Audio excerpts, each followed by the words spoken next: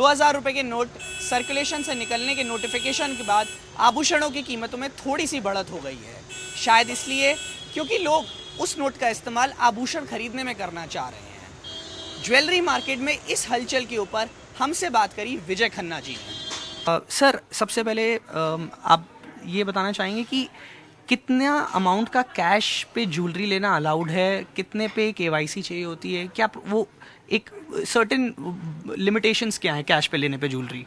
As per government की जो हमारे को कंडीशंस हैं कि 50,000 रुपये के ऊपर हम केवाईसी लेते हैं और 2 लाख के ऊपर पैन कार्ड, और उसके ऊपर जो भी है आइदर आरटीजीएस और आइदर कोई भी बैंक का या कोई भी कार्ड हम लेते हैं। तो मतलब 2 लाख रुपए तक की कैश पेमेंट अलाउड है फॉर ज्वेलरी, है ना? और आई पर्सनल फील कि सरकार को भी चाहिए कि 20,000 रुपये में तो बैंक में जमा कराने में किसी के लिए भी 10 नोट की कोई खास बात नहीं है, तो सरकार को चाहिए कम से कम 50,000 रुपये तक की लिमिटेशन सरकार को देनी चाहिए।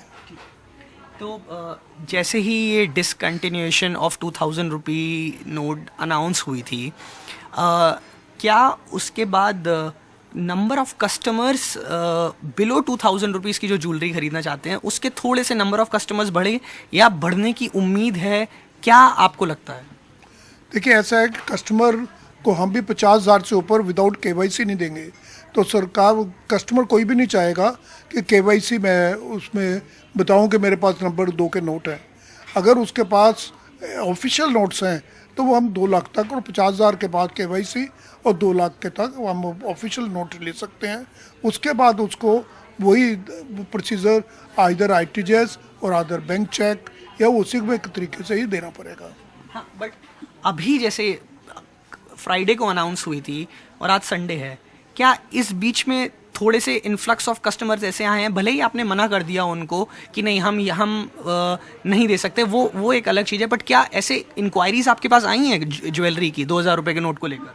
कुछ लोगों को मुझे लगता है कि बहुत घबराहट है कि ये नोटबंदी की तरह ये हमारे नोट रह जाएंगे, लेकिन सरकार ने बिल्कुल क्लियर कर दिया है कि ये डिमिनिशन चलती रहेगी, लेकिन लोगों को इस तरह घबराहट नहीं होनी चाहिए। बट स्टिल लोग मतलब अभी इतने कॉन्शियस हैं कि कोई भी 2000 से ऊपर की कोई बाइंग नहीं कर रहा है। अच्छा, तो आपके पास पर्सनली कोई कस्टमर आए जिन्होंने बोला हो कि अच्छा हमको ज्वेलरी लेनी है, आपने बोला होगा कि नहीं हम 2 लाख रुपए से ऊपर में कैश में नहीं देंगे, आपको आरटीजीएस कराना होगा, आपने उनको मना कर दिया हो कि नहीं हम नहीं देंगे?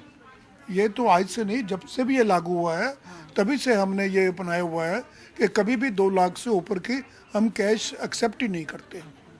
ठीक है, पर्सनली सर कोई कस्टमर ऐसा आया अभी आपके पास पिछले 1-2 दिन में? नहीं, ऐसा कोई कस्टमर नहीं आया, क्योंकि हर कस्टमर ये जानता है कि 2 लाख से ऊपर कोई भी ज्वेलर इसको एक्सेप्ट नहीं करेगा। तो यहाँ तो अपना वो पुराना गोल्ड लेके आए, तो उसको पुराना गोल्ड उसने दिया है, उसके ऊपर भी उसको पैन कार्ड देना पड़ेगा, और जो नया ले रहा है उसके ऊपर पैन कार्ड देना पड़ेगा। तो उसके जो पुराना सोना देने के बाद भी वो अमाउंट 2 लाख से ऊपर नहीं होनी चाहिए। तो जैसे 50,000 रुपये की बात हुई और 2 लाख रुपये, ये 50,000 पे केवाईसी, 2 लाख पर 2 लाख के ऊपर आरटीजीएस, 2 लाख पे pan card, I am sorry. मेरे पास अगर 25 से 30,000 रुपये, मैं अगर किसी ज्वेलरी शॉप में जाता हूँ तो क्या उस 25 से 30,000 रुपये की मैं कुछ ज्वेलरी खरीद सकता हूँ बिना केवाईसी के या बिना उसके बिना पैन कार्ड के? 49,999 से नीचे आप कोई भी ज्वेलरी विदाउट केवाईसी खरीद सकते हैं। अच्छा, जो सरकार के नॉर्म्स हैं उसके मुताबिक उनको कोई फर्क नहीं पड़ेगा। तो जो इस तरीके कस्टमर है जो आपने बोला कि 49,000 से नीचे जो ज्वेलरी खरीदना चाहते हैं, आपको लगता है क्या इस पे इंक्रीज हुआ है और आने वाले टाइम में हो सकता है मंडे से जब से मार्केट वापस रीओपन हो? अभी देखिए, 1 हफ्ते में सारी ये पिक्चर क्लियर होगी कि लोगों में कितनी घबराहट है, क्या वो सोना खरीदना चाहते हैं या बैंक में जिसने जमा कराना है, या उसके बाद कुछ लोग ऐसे हैं हमारी भी ट्रेड में जिनके पास कोई बहुत ज़्यादा पैसा होगा, जिसको आप नंबर 2 का या ब्लैक की मनी कहेंगे, वो चाहेंगे कि उनको सोना किसी भी भाव में मिल रहा है वो ले ले। लेकिन मैं चाहता हूँ कि उनको नहीं लेना चाहिए, कि वो जो सोना लेंगे वो बैंक का सोना नहीं होगा, जो स्मगल गोल्ड होगा, और स्मगल गोल्ड को उनको बिल्कुल भी नहीं चाहिए। मैं उनसे राय नहीं दूंगा कि वो ऐसा सोना खरीदे।